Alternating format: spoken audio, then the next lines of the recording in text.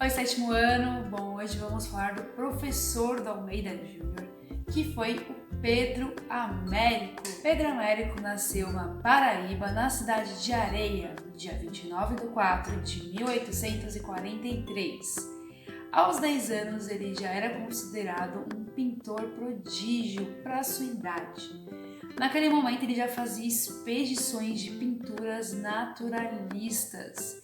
E a partir daquele ponto, o próprio governo da Paraíba possibilitou que ele estudasse na Escola de Belas Artes. Então, aos 13 anos, ele vai para a faculdade estudar arte. Mas como ele não podia ingressar em todas as disciplinas, ele passou antes na escola Pedro II e aprendeu latim, francês, português, aritmética, desenho, música, poesia. Então ele teve um aparato para conseguir ingressar na faculdade. Depois de concluir sua estadia na Escola de Belas Artes do Rio de Janeiro, ele ganha do Pedro II uma bolsa de estudos para estudar na Escola de Artes lá da França. Mas antes disso ele é diagnosticado com a doença de chumbo, que era uma intoxicação da tinta que ele usava. Então ele pintava e se intoxicava. As tintas naquele período eram muito tóxicas, tinham muitos materiais tóxicos, então alguns artistas realmente passavam muito mal. E o Pedro Américo ele teve essa doença ao longo da vida dele inteira.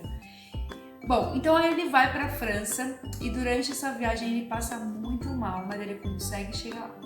E chegando lá, ele passa por diversas cidades, conhece vários museus. Ele não foi para a França sem um contrato, ele fez um contrato com Dom Pedro II e toda a obra artística que ele fizesse naquele lugar, naquele espaço, ele tinha que enviar ao Brasil como uma moeda de troca. Então eu pago os seus estudos e você me envia as telas pintadas. Ele aproveitou a sua estadia na França e começou também a estudar outras vertentes. Então ele não estudava só pintura.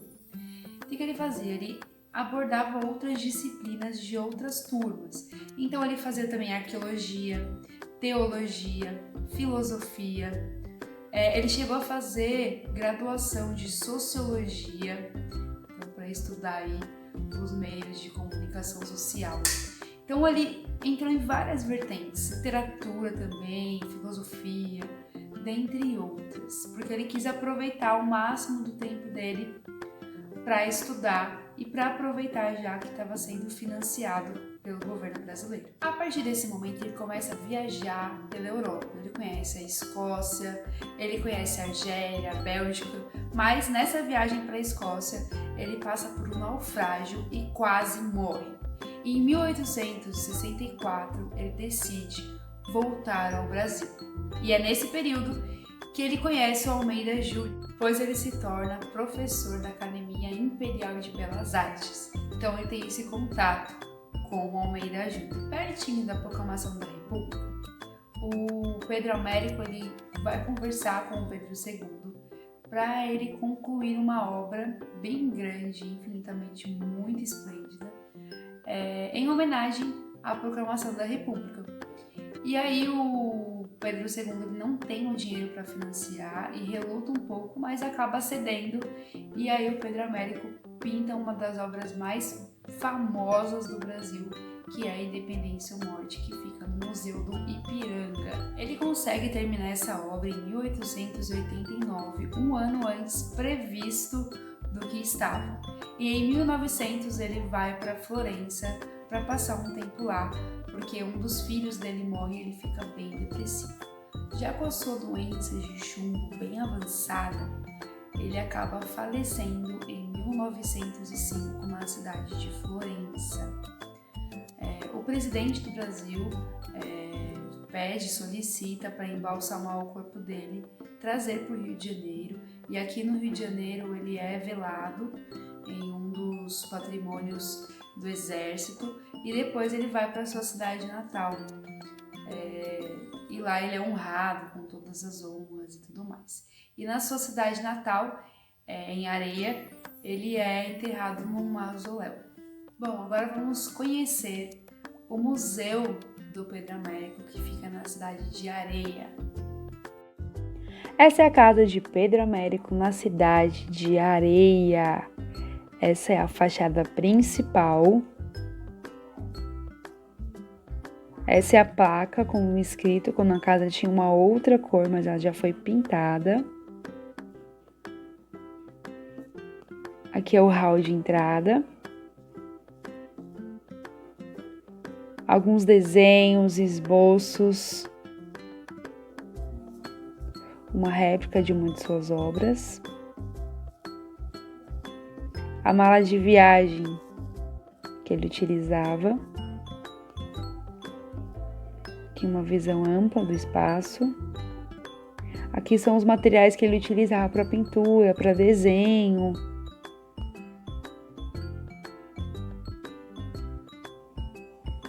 Agora, essa garrafinha é um verdadeiro mistério.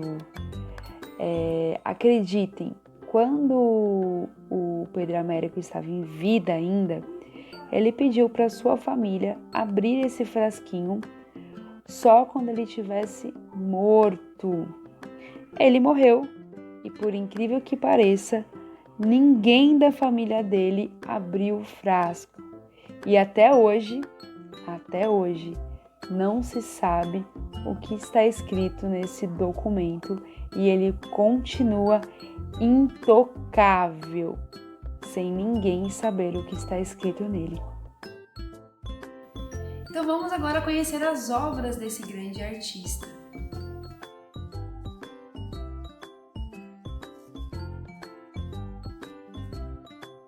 Nesse primeiro bloco, nós temos alguns esboços de desenhos de Pedro Américo.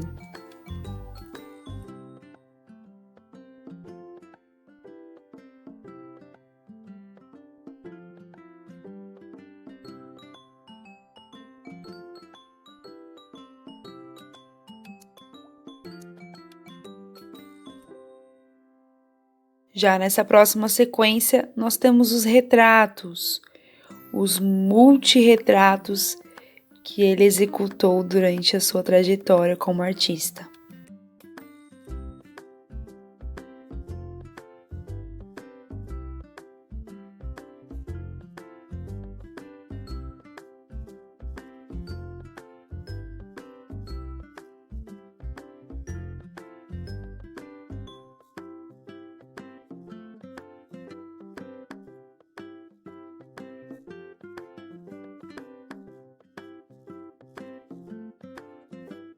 Já nessa sequência, nós temos as grandes batalhas retratadas por Pedro Américo.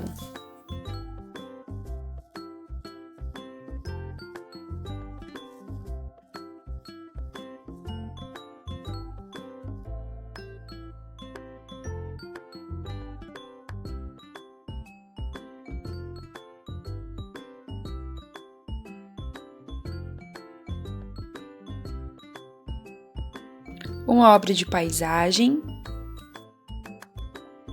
Já nesta última fase, nós vemos a religiosidade a favor de suas pinturas e muitas vezes também até mitologias e também alegorias.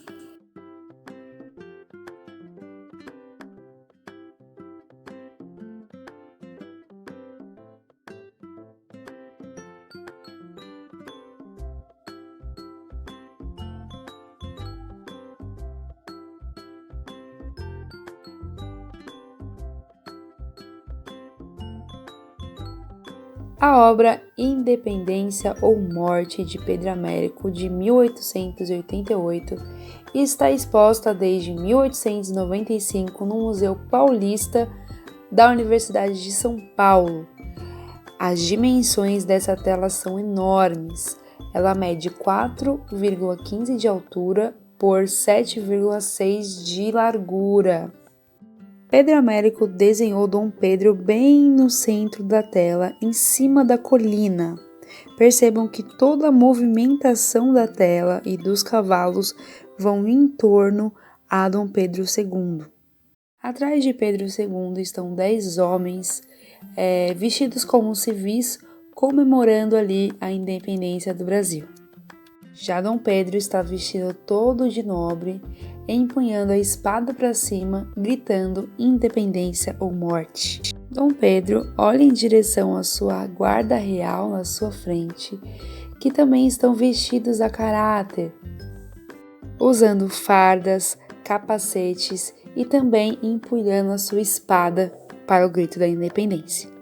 Já no canto esquerdo, nós temos um homem levando bois na estrada e ele fica embasbacado com a situação. Ele representa o observador.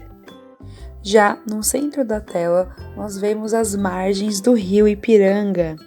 No canto direito, nós temos uma casa bem simples que foi representada por uma casa real.